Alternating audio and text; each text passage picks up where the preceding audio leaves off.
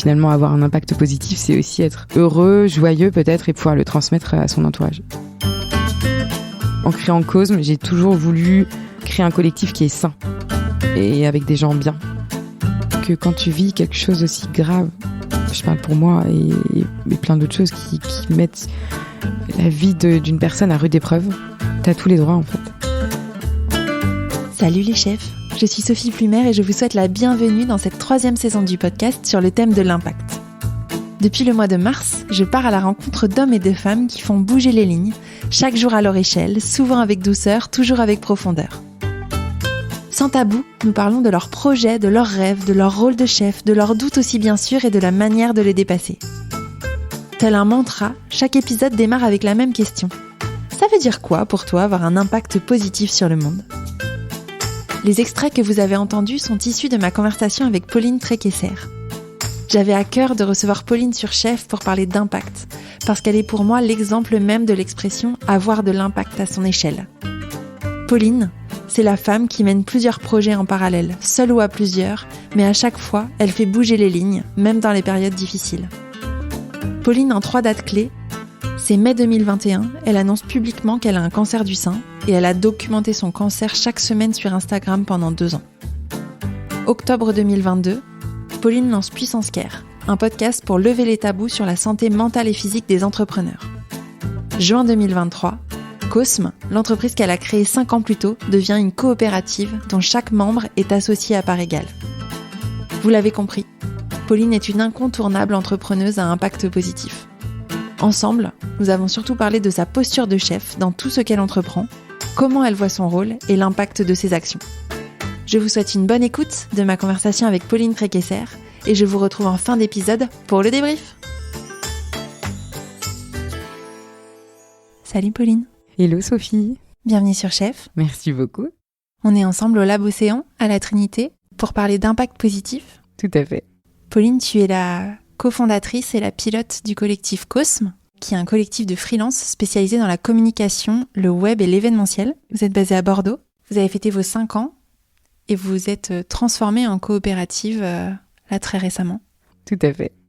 Du coup, on est une quinzaine d'associés maintenant. Et tu es aussi la créatrice du podcast Puissance Care, que tu as lancé en 2022, qui lève le tabou de la santé des entrepreneurs et incite des porteurs et porteuses de projets à prendre soin d'eux et soin d'elles. Oui. Comme tu le sais, dans cette 3e saison de Chef, je cherche à répondre à une question qui est comment, en tant que chef, je peux avoir un impact positif sur le monde.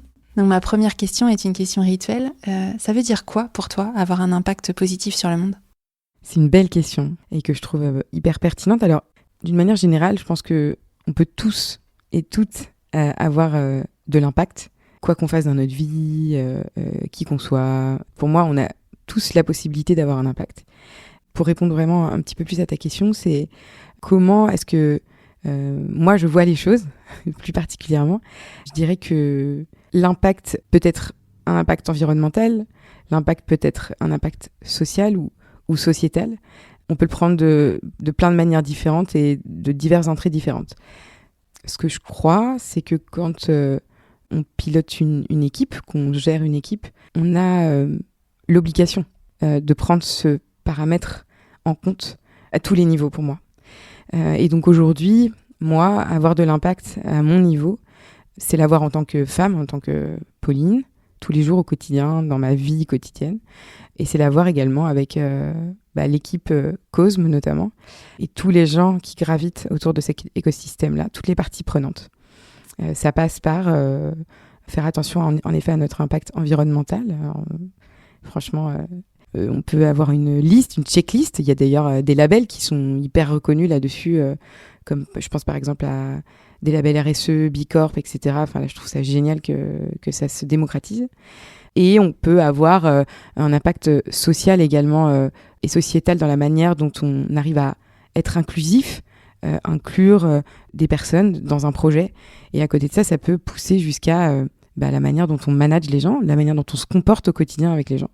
Aujourd'hui, on le sait, y a énormément de management toxique, de management par la peur. Ça fait peur, justement. Et aujourd'hui, je trouve qu'on peut aussi avoir de l'impact là-dessus en prenant soin des gens, en prenant soin de ses collaborateurs. Pour moi, c'est tout ça, l'impact. C'est un tout. et aussi en prenant soin de soi. Ah oui, j'avais oublié ça, tu vois. Les cordonniers sont toujours les plus mal chaussés. Et aussi en prenant soin de soi, évidemment. Là, aujourd'hui, en plus, Sophie, tu me cueilles à la Trinité après 6 heures de visio que j'ai enchaîné avec certaines problématiques, donc un peu fatiguée. C'est toujours les cordonniers les plus mal chaussés, puisque, en effet, avec le podcast Puissance Care, je rappelle qu'en effet, il faut prendre soin de soi et qu'on peut avoir des difficultés diverses et variées quand on ne prend pas soin de soi. Et si finalement avoir de l'impact, c'était pas avant toute chose prendre soin de soi, être aligné avec soi-même pour que ça redescende mieux en cascade sur les autres. Alors redescendre, c'est peut-être pas le bon mot, mais en tout cas que ça se déverse sur les autres et que la bonne humeur, la positivité soit contagieuse. Finalement, avoir un impact positif, c'est aussi être heureux, joyeux peut-être et pouvoir le transmettre à son entourage, quel qu'il soit. Il y a quelque temps, j'ai fait un travail sur les mots que j'utilise avec Chef et j'ai réfléchi au mot impact après avoir lancé cette saison et en fait je me suis dit c'est un mot qui parle aujourd'hui, qui est d'actualité, donc je le garde. Par contre dans sa symbolique il me va plus ou moins parce que l'impact c'est quelque chose de fort, de brutal. On parle d'impact de balle par exemple, donc ça me questionnait. Bon, in fine, j'ai gardé ce mot-là aussi pour des raisons marketing, mais en t'écoutant, ça me fait penser aux autres mots que j'avais mis derrière l'impact. J'aime bien la notion de rayonnement, j'aime bien la notion d'empreinte, qui est à la fois un peu plus proche finalement de ce que je mets derrière l'impact positif, au sens, comme tu dis, ça redescend, ça dégouline, ou ça coule sur les autres, ça se déverse. Ce qu'on renvoie finalement au monde, ça a forcément un impact. La manière dont tu es a un impact sur moi, la manière dont je suis a un impact sur toi. Tout à fait. Merci pour ta réponse sur la notion d'impact. Il y a une autre notion qui est importante sur Chef et sur laquelle j'aimerais aussi t'entendre. C'est la notion de chef en tant que telle. Parce que tu es un peu une chef d'un nouveau genre, Pauline, puisque tu es entrepreneuse, tu es pilote d'un collectif de freelance, d'une coopérative maintenant. T'es aussi solopreneuse sur certains aspects de ton activité professionnelle. T'es maman et c'est aussi un rôle de chef. Toi, c'est quoi ta définition du rôle de chef ? Ça, c'est une bonne question. Dans mes expériences professionnelles précédentes, il n'y en a pas eu beaucoup. J'ai eu que 16 mois de salariat dans ma vie de jeune femme. J'ai 35 ans dans quelques jours. J'ai été très déçue de voir que les personnes qui étaient à la tête des sociétés pour lesquelles je travaillais étaient sur des rapports très, très verticaux en termes de management. Autoritaire et la non-écoute des collaborateurs, ça, je trouve ça choquant. Donc, j'ai pas été à bonne école, ou j'ai été à bonne école. On choisit la direction qu'on veut prendre. Et avant ça, j'ai aussi été dans un collectif de freelance qui s'appelle WeShare, décentralisé, collectif international, une énorme communauté. J'ai fait partie de cette communauté pendant 5 ans. Le fait d'être aux antipodes, d'avoir un curseur complètement d'un côté, ouverture, horizontalité, collectif, communauté, décentralisation, et de l'autre côté, le curseur de l'autorité, de la verticalité dans les rapports et d'un management vraiment hyper descendant, m'a montré les deux facettes. Et un jour, je me suis dit, quel chef tu veux être ? Et bien, j'ai choisi même presque pas en être une, puisque du coup, donc, comme tu le sais, Sophie, chez Cosme, il n'y a pas de chef. Tu le sais, dans une coopérative, nous, on a choisi le modèle de la SIC, Société Coopérative d'Intérêt Collectif. Il n'y a pas de boss, puisque c'est un homme égale une voix. On partage le pouvoir et on partage la valeur. Donc, c'est une bascule assez forte, je dirais, puisqu'avant, on était en société traditionnelle et j'en étais la gérante de société. Donc, ce qui est rigolo, c'est que tu me poses cette question dans un moment de transition où j'ai été sur le papier la gérante d'une société, d'une URL, collectif Cosme, qui n'avait rien d'une entreprise traditionnelle déjà et qui avait tout d'un collectif et d'une coopérative. Il ne manquait que le statut. Mais il n'empêche que s'il y avait un problème sur le papier, c'était quand même moi qui en était responsable. Sur le volet de la coopérative, on est tous associés. Donc c'est un peu différent. Bon, s'il y a un gros problème, c'est moi aussi qui suis responsable parce qu'ils sont malins, ils m'ont élue présidente. Donc du coup, c'est quand même le président et le DG qui... Mais aujourd'hui, il y a quand même une horizontalité qui est gravée dans le marbre. Donc ça, c'est pour te réexpliquer un petit peu le contexte peut-être. Après, quel chef je suis? Je pense que je suis une chef exigeante pour moi-même. Moi, la solopreneuse, moi, la femme, moi, la maman. Tout ça fait qu'en effet, il faut être sur tous les fronts. Et même si tu veux pas être une chef, au fond, t'en es une, puisque pour moi, du coup, pour répondre à ta question, la définition d'une chef, c'est évidemment quelqu'un qui arrive à presque tout mener de front, qui arrive en fait à bien s'entourer dans sa vie personnelle et professionnelle pour quand même pouvoir tout mener de front, justement, pas seule. Donc voilà, je pense que je suis une chef exigeante envers moi-même. Je pense que je suis une gentille chef sur le volet personnel, parce que j'ai beaucoup de chance aussi d'être bien entourée, d'avoir un conjoint que j'aime, qui m'aime depuis 12 ans, un petit garçon qui est chouette et qui est assez facile. Et sur le volet plutôt cosme, j'aimerais bien leur poser la question. Et pour avoir leur retour, je leur demanderai d'ailleurs, si certains vont écouter le podcast, et c'est sûr, je vous fais un petit coucou d'ailleurs, et ça me ferait plaisir d'avoir cette réponse-là. Ce que j'essaye de faire, c'est d'écouter au maximum, de connecter les personnes les unes aux autres, de créer des bonnes équipes de gens qui s'entendent bien, de créer un climat de confiance avec énormément d'empathie pour que ça fitte bien entre les gens et pour que ce soit toujours serein, quoi. En créant Cosme, j'ai toujours voulu créer un collectif qui est sain et avec des gens bien. Et du coup, je trouve que aujourd'hui, un bon chef doit savoir bien s'entourer et savoir aussi écouter au maximum les collaborateurs. Tu m'as dit, dans ta réponse, tu me dis, finalement, je voulais pas être chef. Finalement, je le suis quand même. D'une manière, dans une société où il n'y a pas de chef. Ouais, c'est vrai j'ai pas terminé peut-être ma pensée, le fond de ma pensée. Je voulais te dire que, j'ai commencé à te dire que j'étais justement en transition. C'est-à-dire que, avec cette V1 du collectif Cosme pendant 5 ans, j'étais chef malgré moi. C'est-à-dire que dans mes relations, je pense que ça s'est pas ressenti ni retranscrit dans les relations que j'ai pu avoir, par exemple, avec mes collaborateurs. Mais sur le papier, je l'étais, quand même.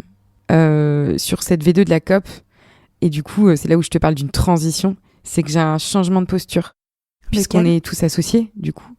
Et donc, moi, aujourd'hui, je suis ce qu'on appelle producteur, donc productrice au même titre que les autres associés, les autres sociétaires de la COP, que j'ai mis le même capital social. Enfin, voilà, on a tous mis la même part. Donc, j'ai eu ce souhait très fort, en basculant en COP, évidemment, d'être au même niveau que tout le monde. Donc, voilà, il y a une vraie volonté et une vraie passion de voir comment évolue cette gouvernance très horizontale qu'est la coopérative, sans justement un chef. Ok. Tu peux m'expliquer le changement de posture entre posture, V1 et posture COP? Ce sera toujours mon bébé, mais c'est plus pareil. Parce que le changement, il est très simple, c'est que maintenant, tout le monde peut et doit prendre sa place au sein de la coopérative. Et du coup, ça change tout. Et je suis assez passionnée et excitée de voir ce que je vois depuis quelques mois déjà avec l'équipe, de voir des gens prendre la main, prendre le lead, se révéler. Et j'adore ça. J'adore ça. Et en décidant de basculer en coopérative, ce qu'on m'a parfois déconseillé, parce que j'aurais pu vendre Cosme, je suis folle, ça va pas. En allant au bout de cette réflexion, de cette pensée, en voulant basculer vers la COP, je trouve que c'est beau de voir les gens se révéler et de faire la part belle aux humains qui font ce collectif. C'est sûr que quand on a énormément d'ego, il faut pas partir sur le modèle de la coopérative. Si on veut garder la main mise, il faut pas basculer sur ce type de modèle. Ou alors, c'est d'une violence inouïe, qui pour moi est facilement contrôlable, voire inexistante, parce que je suis très à l'aise avec la décision qu'on a prise collectivement de basculer en COP, quoi. Et finalement, le chef et le collectif. Le chef et le collectif. Après, je suis pas une chef pour Cosme, je suis ce qu'on appelle une pilote, mais ce qui est évident et sûr, c'est que je peux pas... Il y a toujours des moteurs. Et je peux pas enlever l'étiquette de j'ai eu l'idée de Cosme, j'ai été aux fondations de Cosme, j'ai créé Cosme, co-créé avec d'autres gens assez vite. Donc on peut pas à un moment donné s'enlever non plus cette étiquette qui nous colle à la peau, qui colle à la peau du collectif.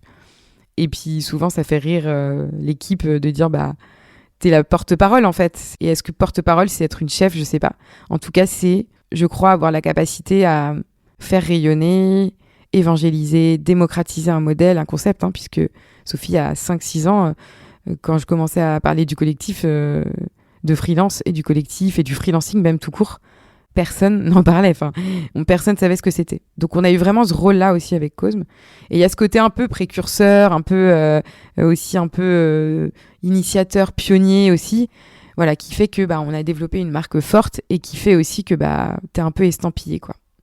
Donc, mais c'est pas parce que la tête de quelqu'un est un peu estampillée en mode porte-parole que c'est quelqu'un qui est un ou une chef. En préparant cet épisode, je me demandais je me suis demandé quelles étaient un peu les qualificatifs ou les caractéristiques que je pouvais voir de toi. J'en ai trouvé 3. Le dynamisme, l'engagement et la positive attitude. T'en penses quoi ?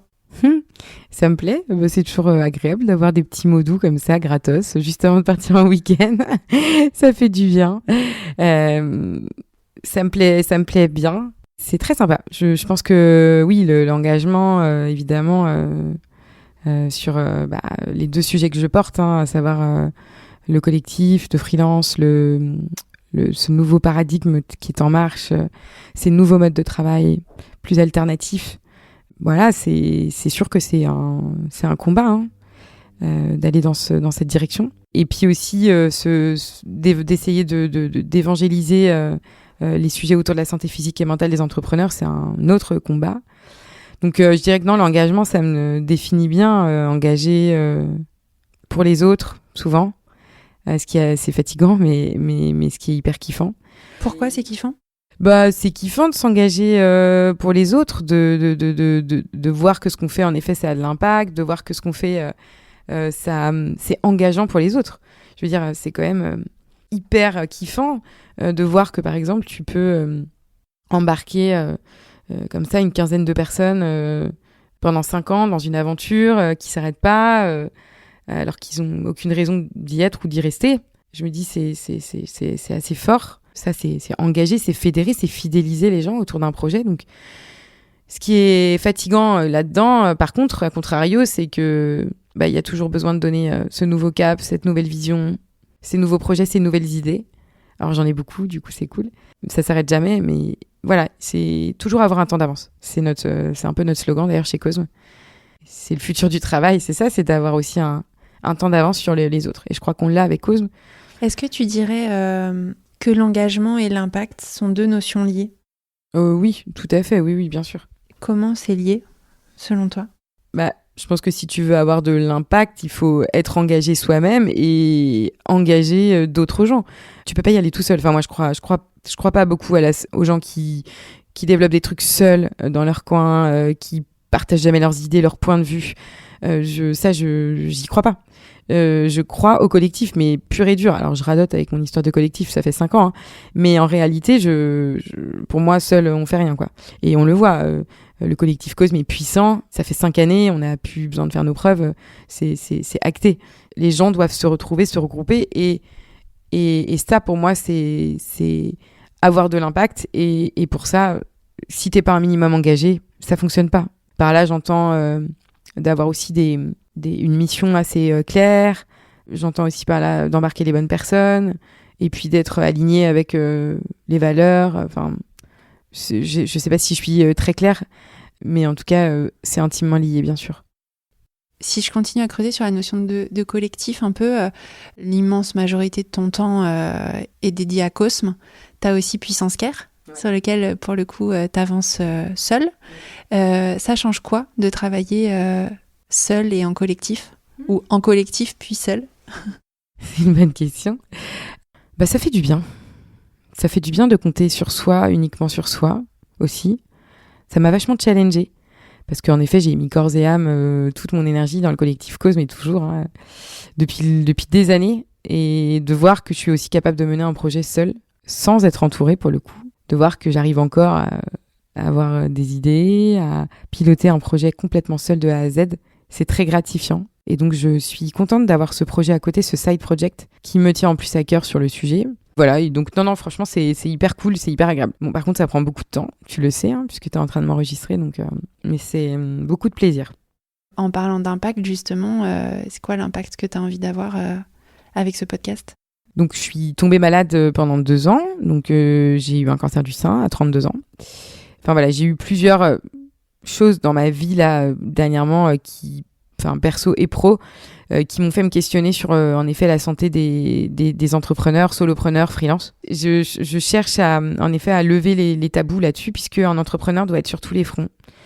Avec ce statut de leader, avec cette pression aussi, parce qu'on n'a pas parlé de pression par rapport à l'impact, mais avec cette pression d'avoir de l'impact, de faire attention à tellement de choses, à ses collaborateurs, à l'environnement, et encore heureux, parce que c'est nécessaire.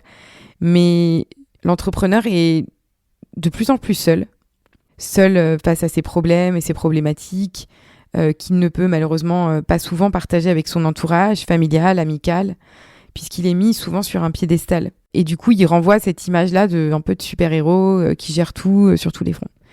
Et puis un jour, puis un jour ça craque, ça marche plus. Donc moi, avec Puissance Care, j'essaye vraiment d'expliquer aux gens que être dans le dur quand on est à son compte, ça doit plus être un tabou, qu'il faut absolument en parler. Ce qui m'intéresse, c'est les fondations des entrepreneurs. Il faut que leur socle soit solide pour qu'ils puissent être bien dans leur tête. Et donc, ce qui répond et reboucle avec ta première question, de prendre soin de soi pour être impactant. Quel impact tu as envie d'avoir et tu penses avoir ? Alors, je vais parler là aujourd'hui. Alors, l'impact que je pense avoir, alors je parle au niveau pro et perso. Alors, au niveau perso, je pense que j'ai eu beaucoup d'impact dernièrement, puisque j'ai décidé du coup de parler de ma maladie en mode build-in public. Donc, j'ai raconté mon cancer. Et là, je pense que j'ai eu un impact du coup. Mais je pense que j'ai eu un impact parce que j'ai sensibilisé, j'ai pu aider d'autres femmes peut-être à détecter des tumeurs ou à dire à leur famille de faire attention. Enfin, j'ai eu un impact assumé, j'ai eu un impact malgré moi parce que ça a fait beaucoup de bruit, parce que je connais un petit peu de monde et que franchement, une nouvelle aussi triste et difficile, ça fait un peu de bruit. Et donc, je me dis que le fait d'en avoir parlé, d'avoir pas gardé ça pour moi toute seule, de pas avoir voulu le cacher, d'avoir été transparente, ça a peut-être permis de sauver des gens. Et donc voilà, là je pense que j'ai eu un impact fort en osant ouvrir ma bouche et raconter, quand j'aurais pu me cacher chez moi avec mon crâne chauve et mes perfusions, quoi. Tu l'as réfléchi ou tu l'as fait par instinct ? Ça a été très très vite. En fait, j'ai vite senti que je mettais les gens dans une position difficile. Situation de non-dit, porte-à-faux, les gens qui savaient, niveau d'information différent. Je me suis dit, en fait, je veux que tout le monde sache tout et que tout le monde ait le même niveau d'info. Donc, il n'y aura rien qui ne sera pas dit à quelqu'un d'autre, machin, dit pas truc. Donc, voilà, je pense qu'en décidant d'être transparente comme ça, j'ai eu un impact sur le monde entier, j'espère. Avec le recul, tu ferais la même chose ? 1000 fois. Et contente de l'avoir fait pour me soulager moi et surtout soulager mon entourage, parce que ça a permis vraiment d'éviter une trop grosse surcharge à mes parents, à ma famille, mes amis.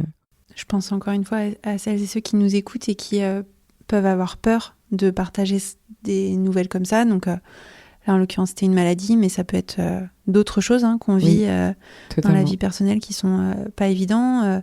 Surtout je sais pas toi comment t'as été élevée, mais moi, on m'a souvent dit dis pas trop de choses à ton entourage. Je pense que c'est la génération. Voilà. Moi aussi, c'était ça. Qu'est-ce que tu aurais envie de dire peut-être à ceux qui n'osent pas prendre la parole et justement qui se retrouvent beaucoup à porter finalement seuls leur maladie, leurs difficultés, et je pense notamment à l'impact que ça a pu avoir sur la sphère pro. Oui, je pense qu'il n'y a pas de bonne réponse. Je pense que ça dépend des gens. En fait, moi, j'ai de la chance d'être bien entourée personnellement et professionnellement. Alors, donc, j'ai eu les boops, on va dire, pour le faire. J'aurais été dans un autre contexte familial, amical, professionnel, ça aurait peut-être pas été pareil.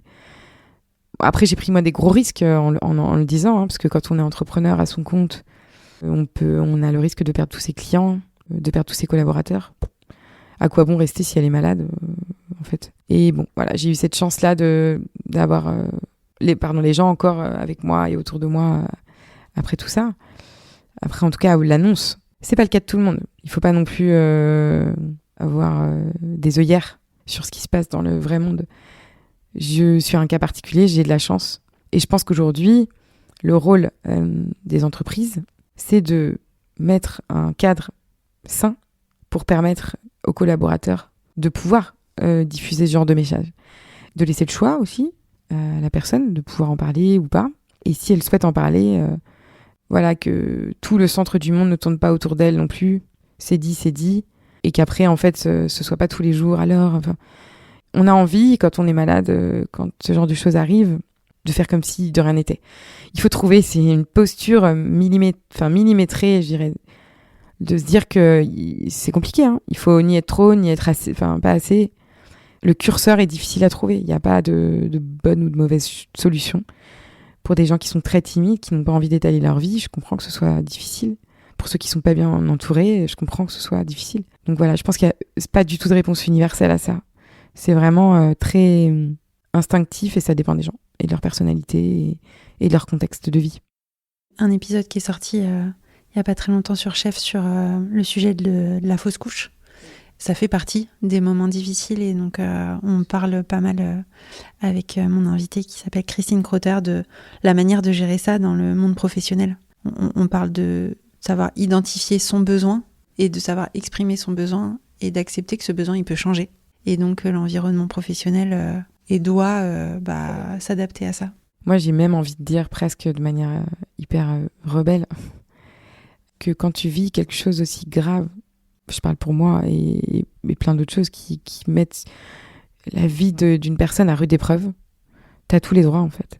C'est à l'écosystème de s'adapter, c'est pas à toi de t'adapter. Ça c'est sûr. On parlait de l'impact que t'as eu avec ce sujet. On a longuement parlé de l'impact que tu as avec Cosme. Et donc cette posture aussi d'évangélisation, ce rôle que vous avez maintenant, c'est le futur du travail pour le coup, de se dire qu'une entreprise n'appartient pas à un ou deux bonhommes, mais peut appartenir à plein de personnes différentes. L'impact que tu as envie d'avoir pour la suite, pour les prochains mois, les prochaines années, c'est une question qui tombe tellement à pic, ça. On a pas mal parlé de ma casquette de chez Cosme, de pilote de cette coopérative, porte-parole. On a pas mal parlé de mon podcast Puissance Care. Et en fait, j'ai pas beaucoup parlé de moi, Pauline, entrepreneuse seule, en fait. Et ça, c'est un truc que j'ai envie de développer maintenant, tout en continuant ces deux autres activités. Donc évidemment, je suis tout le temps un peu multitâche et sur différents projets, mais c'est ce qui fait de moi l'entrepreneuse que je suis aujourd'hui. D'une manière générale, ce que j'aimerais faire là dans les prochaines années, c'est d'aider, je te disais, donc des entrepreneurs, solopreneurs, freelance, à pouvoir se développer en collectif. Parce que je pense pouvoir faire gagner beaucoup de temps, beaucoup d'énergie, beaucoup d'argent du coup à ces gens-là. C'est bien d'être pionnier, précurseur dans un modèle, mais il faut savoir garder le temps d'avance. Et le temps d'avance maintenant, c'est de pouvoir transmettre ce que j'ai appris. Qu'est-ce que tu espères pour le monde de demain ? J'espère que le monde sera encore là. J'espère qu'on sera encore là. J'espère que mon fils n'aura pas trop de soucis, ni mes petits-enfants, ni leurs petits-enfants. Voilà, je pense qu'on est tous globalement assez inquiets, anxieux de voir ce monde d'aujourd'hui prendre cette direction-là. Quelle direction ? Une direction qui est assez anxiogène sur tellement de sujets que tu connais, écologie, l'environnement, on file un mauvais coton, quoi. J'aimerais vraiment aujourd'hui que chacun fasse sa petite part des colibris, quoi. Et ça transpire dans les organisations. Les boîtes ont un rôle à jouer, les directeurs ont un rôle à jouer, les managers ont un rôle à jouer, les entrepreneurs, freelance, solopreneurs, salariés. Tout le monde a un rôle à jouer là pour éviter d'avoir une bascule fatale sur tous les pans que tu connais, quoi. Ça se passe aussi au sein des entreprises, vous qui nous écoutez. Ça peut être des gestes physiques, ou pas physiques d'ailleurs même, qui peuvent vraiment changer la donne sur tous ces sujets-là dont on vient d'évoquer, quoi. Merci beaucoup, Pauline. Merci, Sophie, pour ton accueil. À très bientôt. À bientôt, salut. Alors, qu'avez-vous retenu de ma conversation avec Pauline ? De mon côté, j'ai sélectionné quelques punchlines qui vont me servir de trame pour le débrief. Je trouve que aujourd'hui, un bon chef doit savoir bien s'entourer et savoir aussi écouter au maximum les collaborateurs. Cet extrait est pour celles et ceux qui pensent que pour bien guider son équipe, pour être un bon chef, il faut tout savoir, tout maîtriser et tout décider seul. Être chef, c'est se connaître ses forces, ses faiblesses, ses compétences, et là où on a besoin de complémentarité et d'aide. Être chef, c'est aussi faire avec les autres, donc bien choisir nos coéquipiers, les écouter pour les embarquer dans l'aventure. c'est bien d'être pionnier, précurseur dans un modèle, mais il faut savoir garder le temps d'avance. Et le temps d'avance, maintenant, c'est de pouvoir transmettre ce que j'ai appris. Il y a plusieurs apprentissages d'une posture de chef dans cet extrait. D'abord, le fait d'être pionnier, ce qui veut dire que Pauline, chef de Cosme, a osé, a testé, s'est trompée, a recommencé, a surtout beaucoup travaillé pour y arriver. Ensuite, chef Pauline a pris conscience de ce qu'elle a appris et se met dans une logique de transmission par devoir. Du coup, mes chers chefs, j'ai envie de vous poser quelques questions. Quels risques avez-vous pris récemment ? Quels sont vos apprentissages ? Et comment comptez-vous les transmettre ? En fait, j'ai vite senti que je mettais les gens dans une position difficile. Je dis souvent qu'un chef doit être garant de l'harmonie qui règne autour de lui. À l'annonce de son cancer, Pauline a vite pris conscience de son impact sur les personnes qui l'entourent. Et même dans ce moment difficile, elle comprend que les non-dits seront compliqués à gérer pour elle, mais aussi pour les autres. Donc elle décide d'être transparente. Elle le sera même de manière très forte en publiant sur les réseaux sociaux cette douloureuse aventure et ses apprentissages. La transparence et le courage semblent être deux qualités que le rôle de chef nous permet de développer. Voilà mes chers chefs, j'espère que cet épisode vous a plu et vous a donné matière à réfléchir sur votre posture pour avoir de l'impact positif autour de vous. Ne soyez pas timide. Partagez vos apprentissages, vos idées, vos envies sur les réseaux sociaux, sur LinkedIn ou sur Instagram, en nous taguant Pauline et moi. On sera ravis de lire vos aventures et de vous soutenir. Et je vous dis à très vite pour un prochain épisode.